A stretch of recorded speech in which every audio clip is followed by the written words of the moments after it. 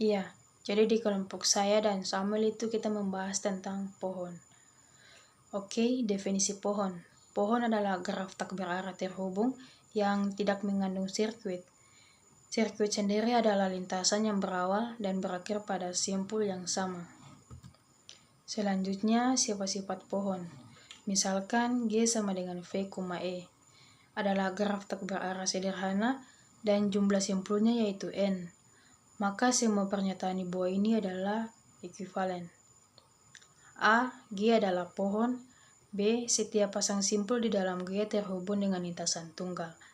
C. G terhubung dan memiliki M sama dengan N kurang 1 buah sisi. D.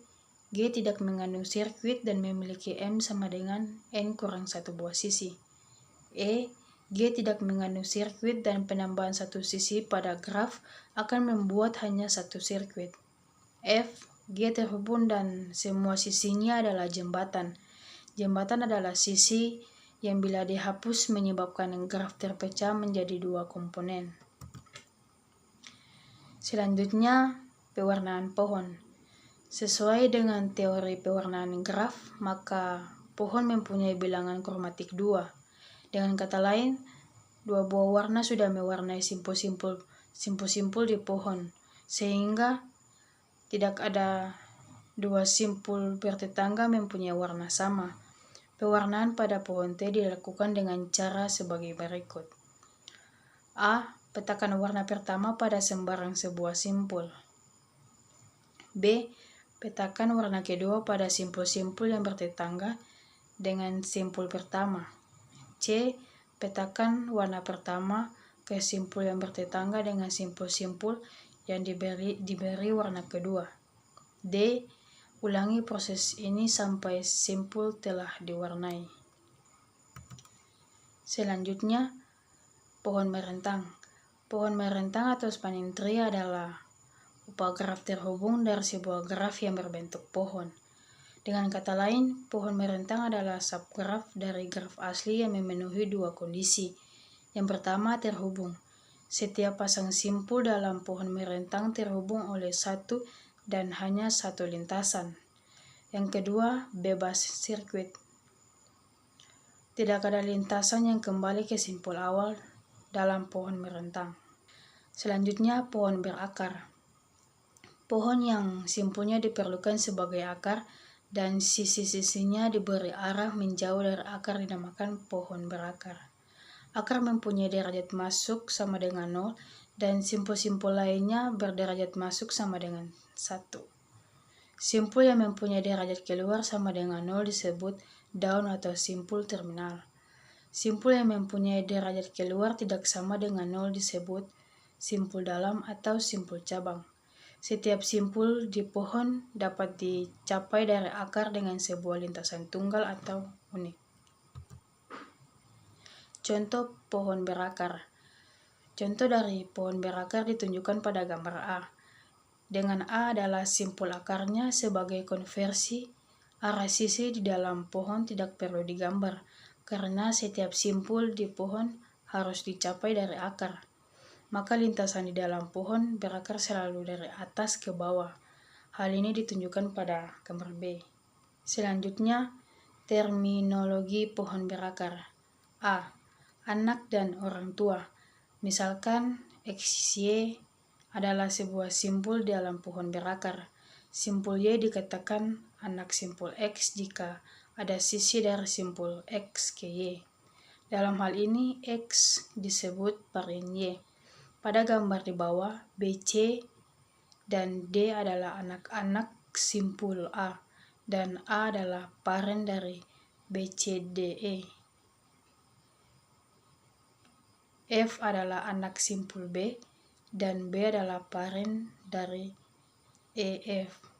G anak dari simpul D, dan D adalah paren dari simpul G. Simpul HIJL dan M tidak mempunyai anak. B. Lintasan. Lintasan dari simpul V1 ke simpul VK adalah runtunan simpul-simpul V1, V2, VK. Sedemikian sehingga VI adalah orang tua dari VI tambah 1 untuk 1 kurang dari I kurang dari K. Dari pohon pada gambar tadi, lintasan dari A ke J adalah AB dan EJ. Panjang lintasan adalah jumlah sisi yang dilalui dalam suatu lintasan, yaitu K kurang 1. Panjang lintasan dari A ke J adalah 3. Ya, yang berikut kita akan masuk kepada poin C, yaitu terminologi pohon berakar yang memiliki poin C, yaitu keturunan dan leluhur. Ya, di sini jika terdapat lintasan dari simpul X ke simpul Y dalam suatu pohon, maka X adalah leluhur dari simpul Y, sedangkan Y adalah keturunan dari simpul X. Jadi ibaratkan orang tua dengan anak. Pada gambar 2.7, B adalah leluhur simpul H, dan dengan demikian H adalah keturunan dari B. Ya, yang berikut poin D, yaitu saudara kandung. Simpul yang berorang tua sama adalah saudara kandung satu sama lain. Pada gambar tadi, F adalah saudara kandung dari E, tetapi G bukan saudara kandung dari E karena orang tua mereka berbeda. Yang berikut adalah poin E, yaitu upah pohon. Di sini misalkan kita memiliki simpul di dalam pohon, yaitu pohon T. Yang dimaksud dengan upah pohon dengan X sebagai akarnya ialah upah graf dari T aksen sama dengan V aksen, E aksen. Sedemikian sehingga V aksen mengandung X dan semua keturunannya dari E aksen mengandung sisi-sisi dalam semua lintasan yang berasal dari X. Ya, yang berikut untuk poin F atau derajat.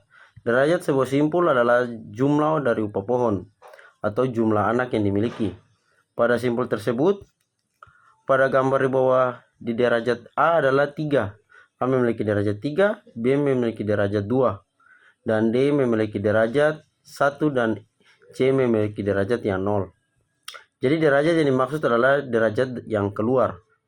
Di sini derajat maksimum dari semua simpul merupakan D akar pon dari itu sendiri.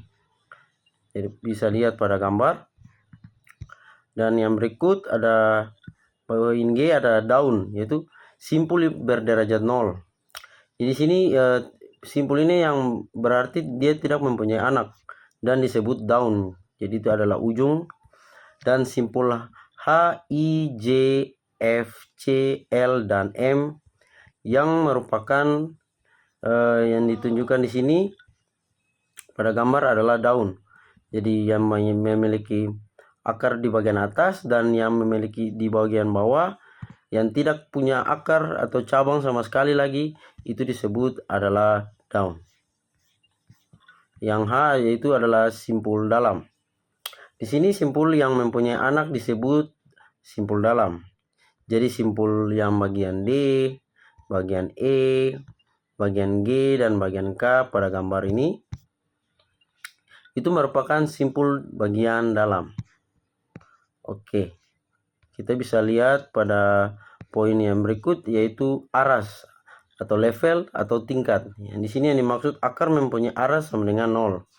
Jadi A adalah 0, sedangkan aras simpul lainnya sama dengan 1 tambah panjang lintasan dari akar ke simpul, dari simpul tersebut. Oke, kita akan perhatikan gambar di bagian ini, yaitu aras yang menunjukkan suatu pohon, yaitu mulai dari A, D, G, K, dan M. Yang berikut bagian poin J, yaitu tinggi atau ke dalam. Di sini aras maksimum dari suatu pohon disebut tinggi atau ke dalam. Tinggi pohon adalah panjang maksimum lintasan dari akar ke daun, dari atas ke bawah. Pada gambar di bawah ini kita mempunyai tinggi sama dengan 4. Jadi dihitung mulai dari akar, yaitu A, hingga kepada M yang memiliki aras 4. Oke, yang berikut yang terakhir yaitu ada pohon terurut. Di sini order tree atau pohon terurut ini adalah pohon berakar yang urutan anak-anaknya penting. Ya, di sini urutan anak yang dari simpul dapat dispesifikan dari kiri ke kanan. Sebagai contoh, 2 buah pohon pada gambar di bawah ini. Jadi pohon yang dimaksud yaitu adalah pohon berakar yang sama, dalam artian tetapi sebagai pohon terurut keduanya berbeda. Jadi misalnya urutan anak-anak dari simpul 1 pada gambar A adalah 2, 3, 4. Sedangkan urutan anak-anak dari simpul 1 pada gambar B yaitu adalah 3, 4, dan 2. Demikianlah video kami. Sekian dan terima kasih.